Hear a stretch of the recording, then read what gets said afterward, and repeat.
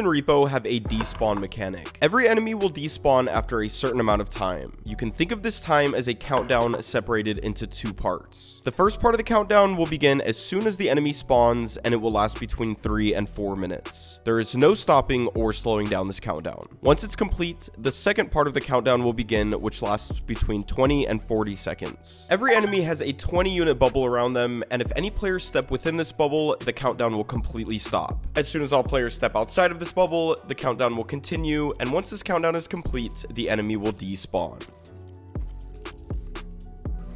As soon as an enemy despawns, they will be given a respawn timer. The longer you're on a level, the shorter this time will be. For example, if an enemy despawns in the first 10 minutes, its respawn timer will be 4 to 5 minutes. But if you've been on the level for over 50 minutes, the enemy will pretty much respawn right away. Now, when you kill an enemy, this will increase respawn timers by 3 times the amount. So if you were to kill an enemy in the first 10 minutes, its respawn timer would be 12 to 15 minutes. But if you've been on the level for over 50 minutes, the enemy would respawn in just 3 seconds. There are 2 other conditions that can speed up enemies' respawn timers. The first condition is the final extraction point. As soon as you complete the final extraction point, all enemies will immediately respawn, and their respawn timers will be set to 1 second. This means that if you kill an enemy after the final extraction point, it will respawn right away, even if you've only been on the level for a couple minutes. The second condition is noisy items. Whenever an item makes a noise, this will subtract 5 seconds from all respawn timers.